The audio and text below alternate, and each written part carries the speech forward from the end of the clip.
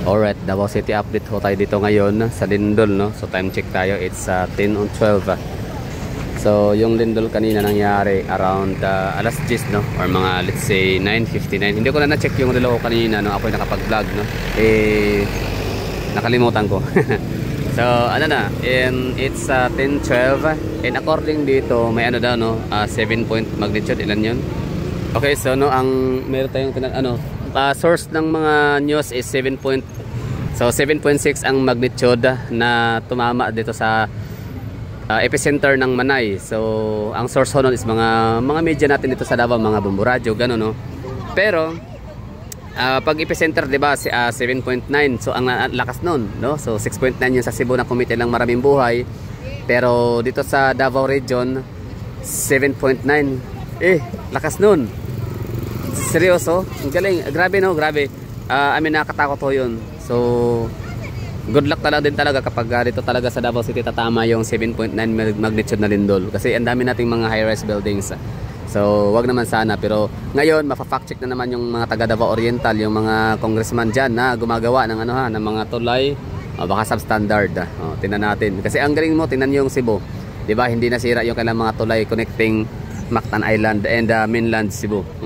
So ibig sabihin, walang substandard, ibig sabihin walang kurakot sa kung sino man ang gumawa ng tulay na yun sa Cebu. So kudos. Anyway, so dito tayo ngayon, update tayo sa Davao City Lindol.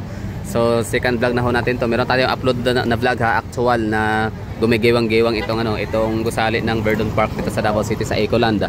So itong pangalawang update natin ito, or pangalawang vlog. So ito na yung update natin kung anong ganap, no, after sa Lindol. Siyempre ginagawa ito kasi may eskwelahan dito na John Paul College, no, kung saan may mga estudyante napakadami.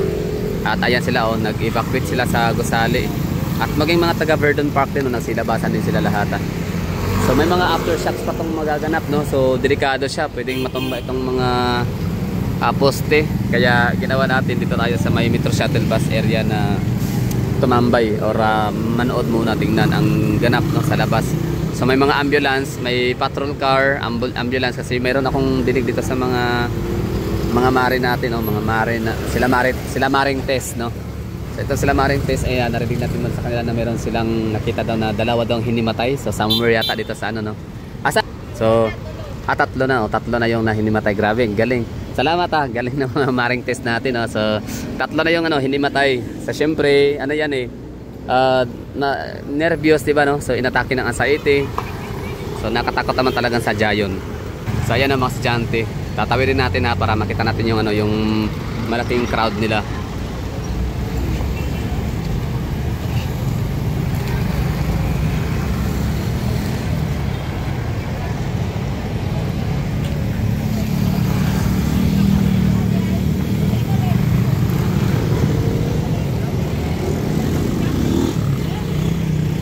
Ito yung second update natin dito, no. So yung gusali nila hindi naman talaga ganoon kataas, pero still yan, parang 5th floor yata, no, 5th stories building na John Paul College. Kaya ganoon pa rin, no, pinaka safest way talaga para hindi mapinsala sa lindol. So kailangan mag-evacuate as soon as possible, no. Kailangan i-abandon yung building, kasi delikado nga naman talaga para sa mga susunod na mga aftershocks.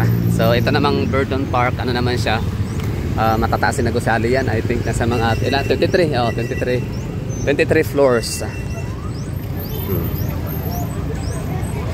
Yan, na dami estudyante, mga yan sila, mga nag-vacate sa kanilang eskwelahan, kasi delikado nga naman talaga sadya.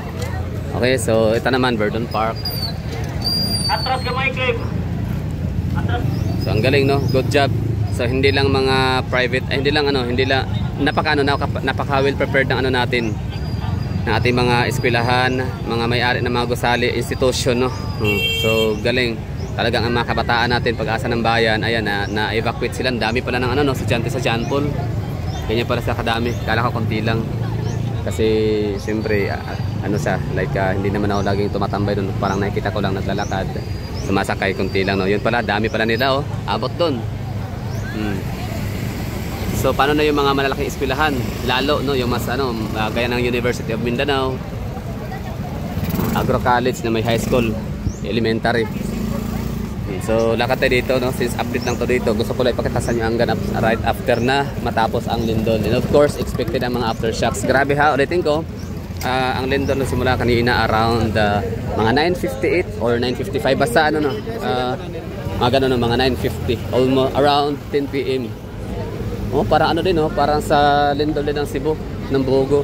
Nagsimula yung lindol mga ano, 9:59.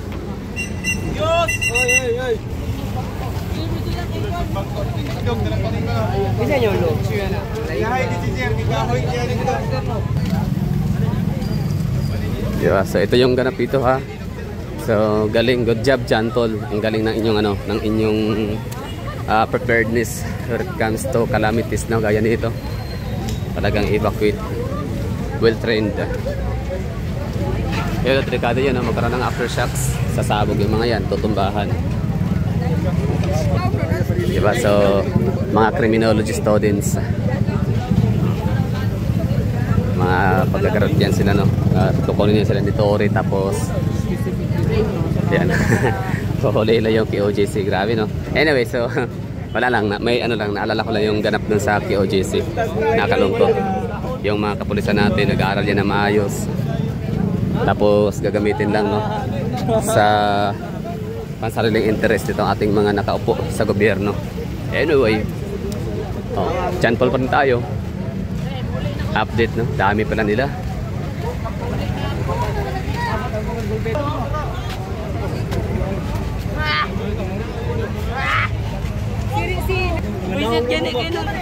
Yan, no? Sa may hinimatay, trauma, anxiety.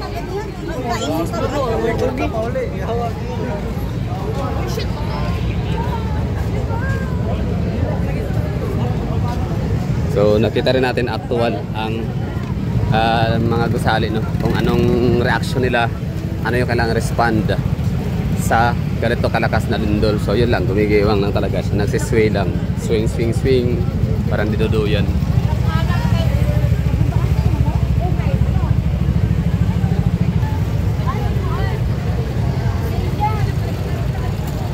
Diba?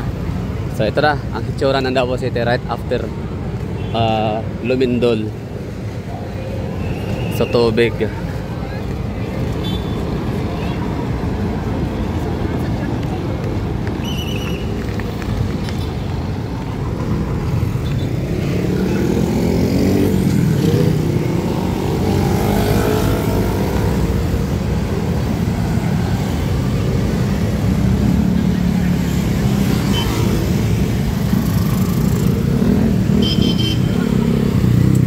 Ayan, no? So we're done. Date na tayo sa ating pupuntahan. Imbes may ano pa ako gagawin pa akong ano, may mga bibilhin pa sana dapat. Pero hindi na tayo ipapatuloy gawa ng sure sa mga mall, baka sarado ngayon. Kaya better na aalis na lang. Aalis sa ano, kumbaga pupunta na sa mga lugar na dapat ating puntahan. So that would be all. Thank you for watching update dito sa Davao City. Lindol. Ingat ha mga taga Davao dyan sa mga aftershocks. Iwasan yung mga poste, tsaka yung mga may crack ng mga gusali. Pwedeng mag-collapse yan kapag magkakaroon ng aftershocks. Expected ho yan.